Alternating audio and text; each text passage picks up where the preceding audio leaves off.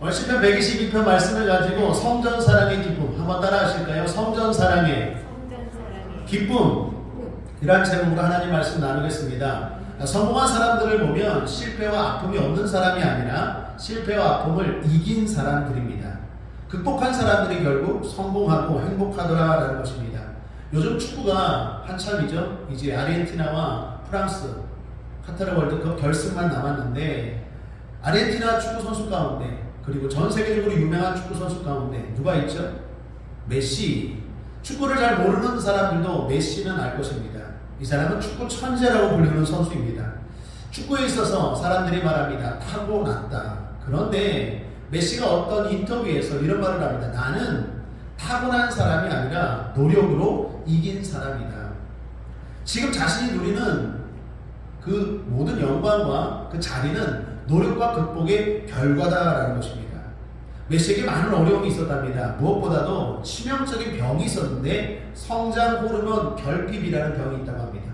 쉽게 말하면 자라지 않는 거예요.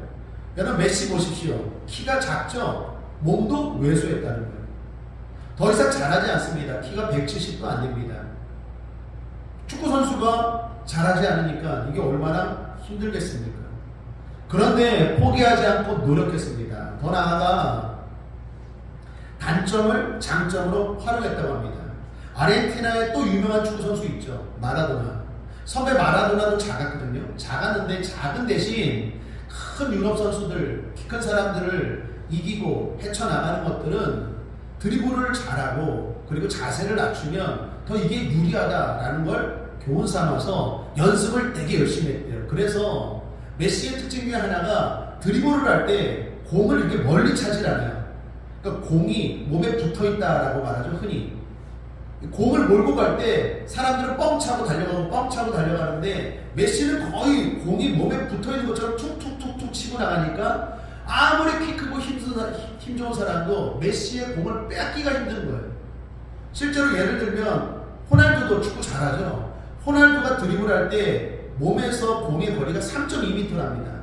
3.2m 정도를 치고 가는데 메시는 몇 미터인 줄 아세요? 1.78이래요. 2m도 안 돼요. 2m도 안 되게 치면서 달려가니까 이게 도저히 뺏으려고 하면 반칙이 되는 거예요. 그러니까 단점을 장점으로 활용했다는 것입니다. 그렇게 이기고 지금 그 자리에 있다는 거죠. 아브라함 링컨도 마찬가지입니다. 미국에서 가장 존경받고 성공한 대통령이죠. 이 사람 설명할 것도 없이 제가 옛날에 설교했을 때도 많은 어려움들이 있었다고 했죠.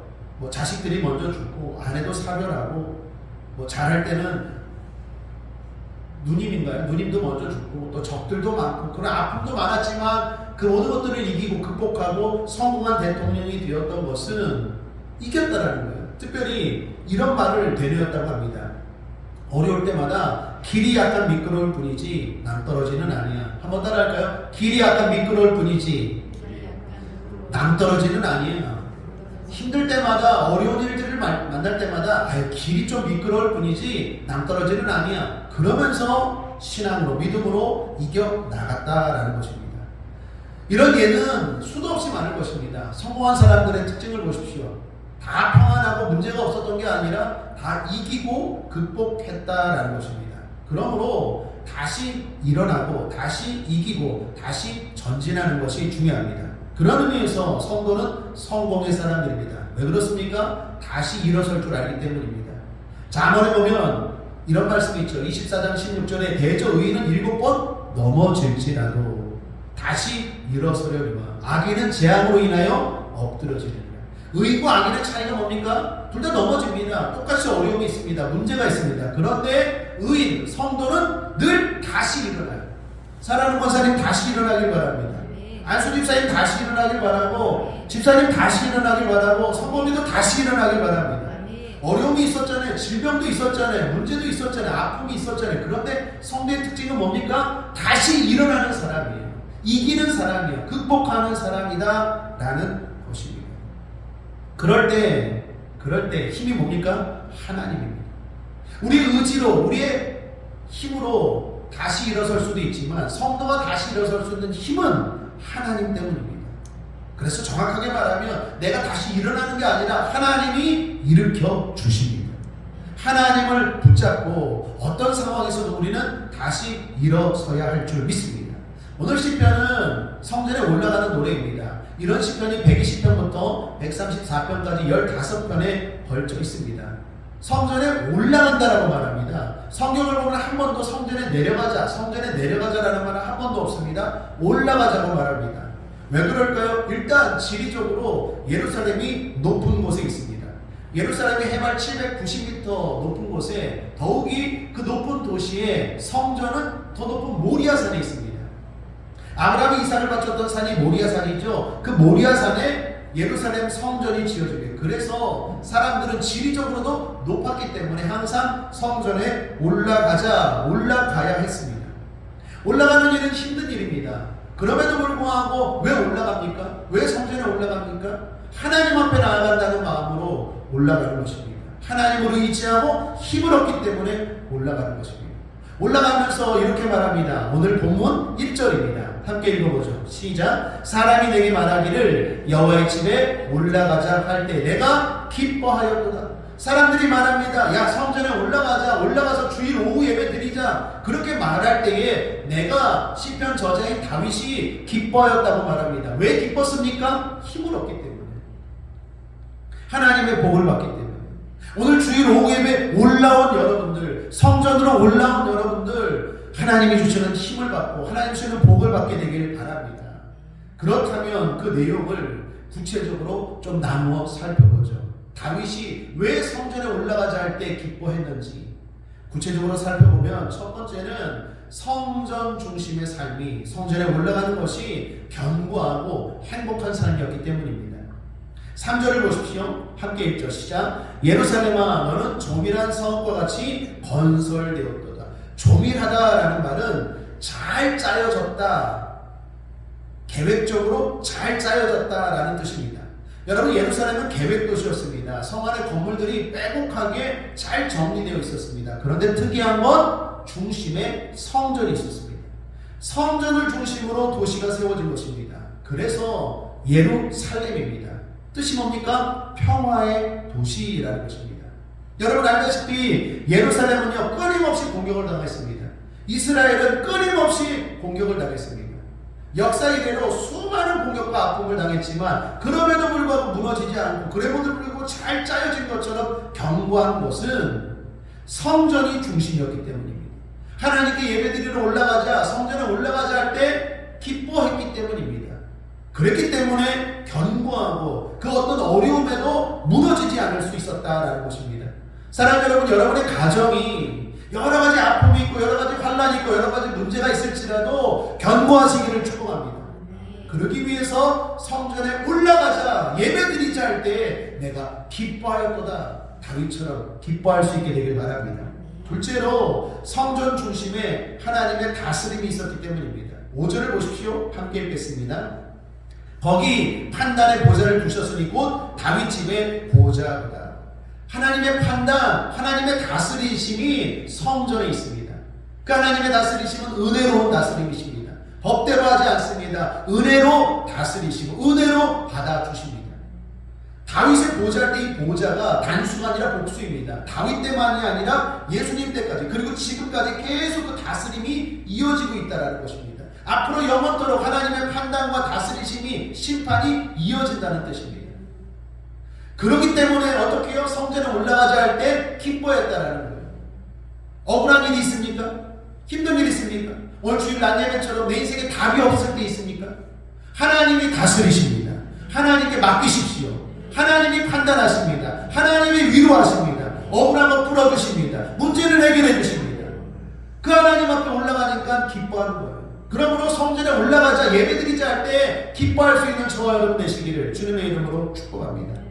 마지막 하나 더 한다면 그 성전 중심에서 평안과 형통이라는 복을 빌었기 때문입니다. 7절입니다. 함께 읽겠습니다. 시작. 내 성 안에는 평강이 있고 내 궁중에는 형통이 있을지어다. 제가 이 말씀으로 여러분 다시 한번 축복합니다. 여러분 성 안에는 평강이 있고 여러분 궁중에는 형통이 있을지어다. 8절입니다. 함께 읽겠습니다. 내가 내 형제와 부모를 위하여 이제 말하리니 내 가운데 평강이 있을지어다. 자신만이 아닙니다. 내 형제, 가족입니다. 내 친구입니다. 내 주변에 있는 사람들에게도 평강이 있을지어다. 성전에서 기도하는 것입니다. 성전에서 빌어주고 그 복을 받는 것입니다. 9절입니다. 여호와 우리 하나님의 집을 위하여 내가 내 복을 구하리로다. 더 나아가 하나님의 집을 축복하는 것입니다. 왜 성전에 올라가자 할 때 기뻐합니까? 하나님이 주시는 복, 하나님 주시는 형통, 하나님 주시는 평강이 있기 때문입니다. 거기서는 빌어주고 그뿐만 아니라 그 복을 받기 때문입니다. 그러므로 사랑하는 여러분, 결론입니다. 성전에 올라가자 할 때 기뻐할 수 있는 저와 여러분 되길 바랍니다. 예배드림이 기쁨이 되길 바랍니다. 성전 중심, 신앙생활이 중심이 되기를 여러분 주님의 이름으로 축복합니다. 예루살렘은 앞서 말한 것처럼 역사의 대로 공격도 많았고 아픔이 많았지만 무너지지 않고 이런 복을 받았던 이유는 성전이 중심이 되었기 때문입니다. 여러분, 성전이 중심인 것은 이스라엘 백성들 과거만 봐도 그렇습니다. 성전의 그 과거가 뭡니까? 성막이죠. 이스라엘 백성들이 출애굽할 때 하나님이 광야를 지나갈 때 그냥 지나가지 말라고 하고 대역을 이루어 지나가라고 말하죠. 그 중심에 성막을 중심으로 12지파가 대역을 이루죠. 특별히 동쪽에는 유다, 이사갈, 스불론 지파가 자리했습니다. 서쪽에는 에브라임, 므낫세, 베냐민 지파가 자리했고 남쪽에는 루벤, 시므온, 갓 지파가 자리했고 북쪽에는 단, 아셀, 납달리 지파가 진을 쳤죠. 우리 새벽기도 때 레위기, 출애굽기 말씀 나눌 때 보았죠. 하나님이 지시한 거예요. 가운데 성막을 두어라. 그리고 동서남북 지파가 3지파씩 4구역을 나누어서 어떻게 해요? 진행하라는 거예요. 그래서 성막이 움직이면 이스라엘의 12지파가 전진하고 성막이 멈추면 이스라엘이 거기서 다시 진을 치고 그렇게 해서 이스라엘 백성들이 광야를 지나서 가나안까지 가는 거예요. 이게 하나의 예표입니다. 우리 중심에 성전이 중심이 되고 예배가 중심이 되고 예배드리지 할 때 기뻐할 때 기쁨인 사람은 아무리 광야 같은 삶이 있을지라도 하나님이 보호하신다는 거예요. 하나님이 축복하신다는 거예요. 이스라엘 백성들 어땠습니까? 그 광야에서 만나고 메추라기를 먹이시고 수많은 적들과 무서운 전염병과 무서운 동물 가운데서도 하나님이 지켜주신 줄 믿습니다. 그리고 결국 가나안의 축복을 누린 줄 믿습니다. 그러므로 성막이 중심이고 성전이 중심이 되어야 됩니다. 뿐만 아니라 교회도 마찬가지입니다. 교회도 그랬습니다. 중세 유럽의 도시들을 보면 특이한 걸 볼 수 있다고 합니다. 아직 저도 유럽은 가지 못했어요. 아마도 딸 때문에 갈 것 같아요. 유럽을 가게 되면 도시들의 특징이 있는데 모든 도시가 중앙에 광장이 있습니다. 여러분 그 TV나 무슨 여행 프로그램 보면 광장이 많잖아요. 그죠? 우리 여의도 광장처럼 프랑스를 가든 영국을 가든 도시에 광장이 많은데 그 광장에는요 특징이 있는데 시청과 교회가 항상 마주보고 있어요. 영국 런던도 그렇고 프랑스 파리도 그렇고 이탈리아도 그렇고 로마도 그렇고 모든 중세 도시들을 가보면 항상 광장이 도시 중심에 있고 그 중심에 교회와 시청이 있어요. 유럽이 그렇게 찬란한 문화를 창궐하고 그렇게 태평성대를 누리고 잘 살게 될 때 이유가 뭡니까? 성전이 교회가 중심이었어요. 그런데 지금은 유럽이 달라졌죠. 지금은 쇠퇴해가고 있어요. 왜 그렇습니까?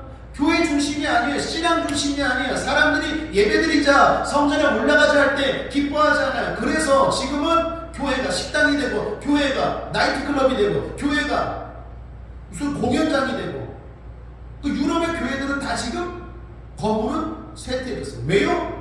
옛날처럼 건물의 중심이 있는 것처럼 내 마음도 내 중심에 신앙이 있고 내 삶의 중심에 예배가 있는 게 아니라 삶이 신앙이 변질되었기 때문입니다.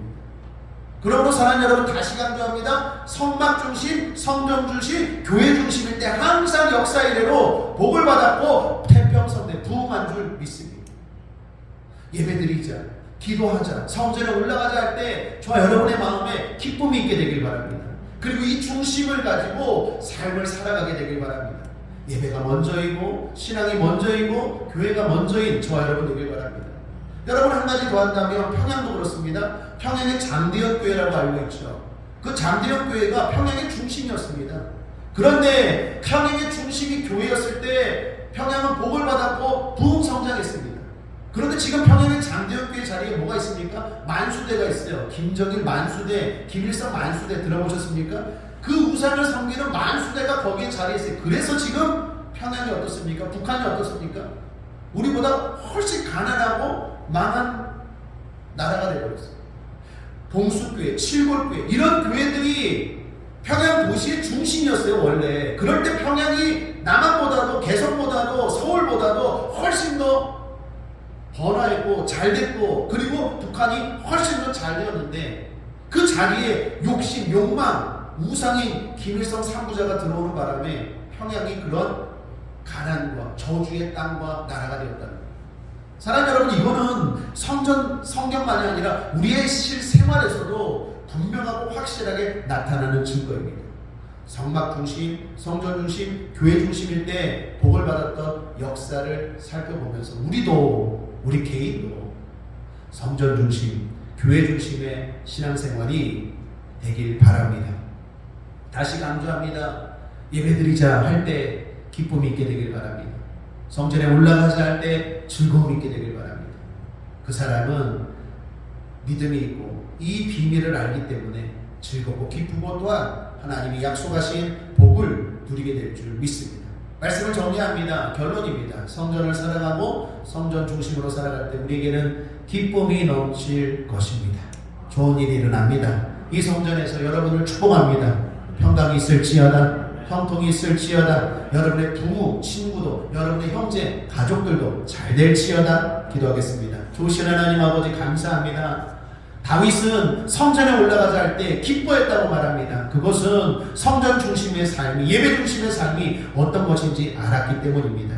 하나님 아버지, 우리도 그러한 믿음 본받아서 성전 중심, 예배 중심의 삶이 되게 하여 주시옵소서. 이 성전에서 다시 한번 우리 성도님들 축복합니다. 형통할지어다, 평안할지어다, 잘될지어다 감사드리며 예수님의 이름으로 축복하고 기도했습니다. 아멘.